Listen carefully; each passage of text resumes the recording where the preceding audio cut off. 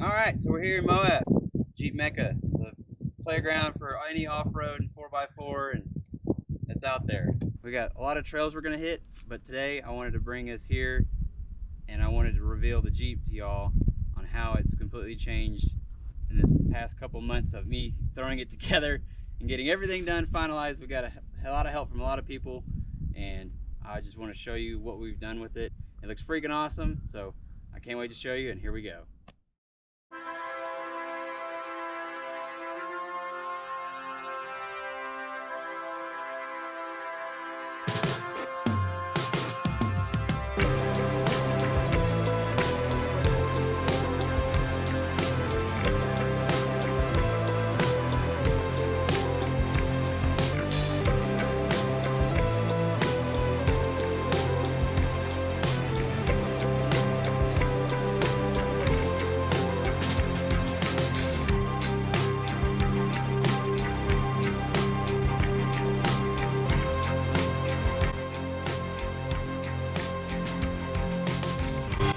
All right, exciting day today. We're in Moab, Utah, and we have the Jeep here. It's all finalized, and I just wanted to go over what we did for the look of the Jeep. So we did a wrap with our local Ballstown wrap, and it turned out really great. So I love the color mint and teal, and so we incorporated that. I ended up going with mint for the Stinger because I felt like it had the biggest impact and the biggest contrast and pop. And then from there, we already had some teal interior accessories, so we wanted to just kind of go off that. And we really like the look of the old Scramblers, so we wanted to incorporate some of the old look of the Jeeps. We really like those stripes along with kind of modernizing it. So I wanted to mix it with something old school and then something and put some of my own flair into it. So we went with the old Scrambler look from the front with the lines coming out.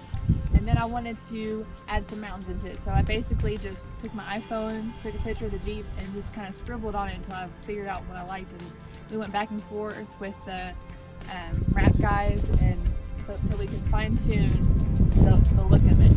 And I'm really happy with how it turned out. I think it looks really cool.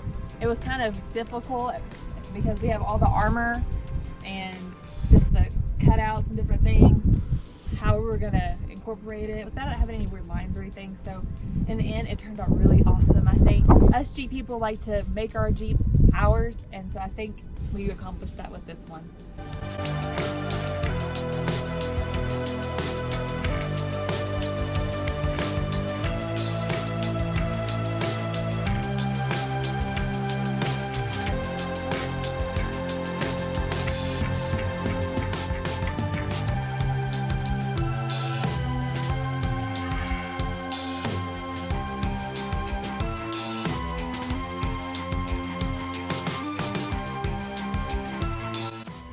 So the thing that started all here is this winch rope. We got this winch rope from Tactical Recovery Equipment, TRE for short, and that sort of sprung the whole look of the Jeep.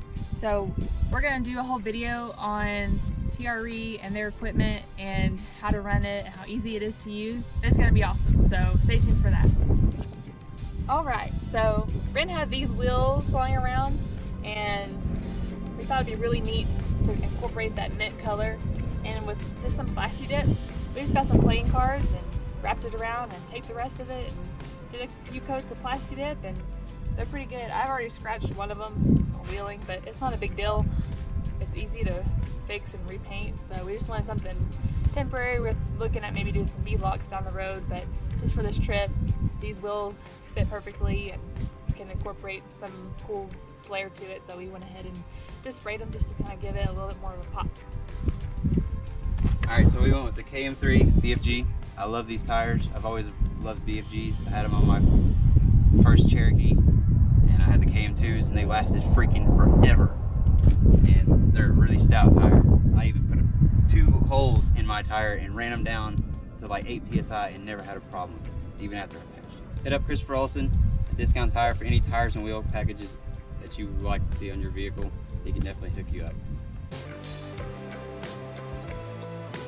Alright, so we had our good friends down at Teal Offroad get our Stinger powder coated for us, and that was the first thing that we kind of did with for the look of the Jeep. and we think it turned out really good. I'm just really happy with the way it turned out, so thank you guys at Offroad for helping us get the powder coat done on the Stinger, along with all the other armor that's on the Jeep.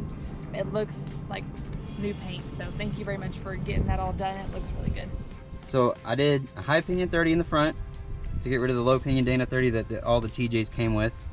I put in 513 gears front and rear, so we have a Dana 44 in the rear. On all LJs came with Dana 44s, if you didn't know that already. High pinion gives you more clearance and just a better bite when on reverse rotation gear. And so we also put in a Yukon zip locker in the front. So now we have a locker in the front and still have the factory track lock in the rear. And Nikki's loving it so far, and she's learning how to use it, and it's freaking cool watching her use it and work it up the hills. So to run the air locker, we went with a G2 compressor. I got a smoking deal on these little G2 compressors. It's a little mini compressor they make that has, I believe, 4 inputs on it, and it also comes with the solenoid already ready to go for your locker.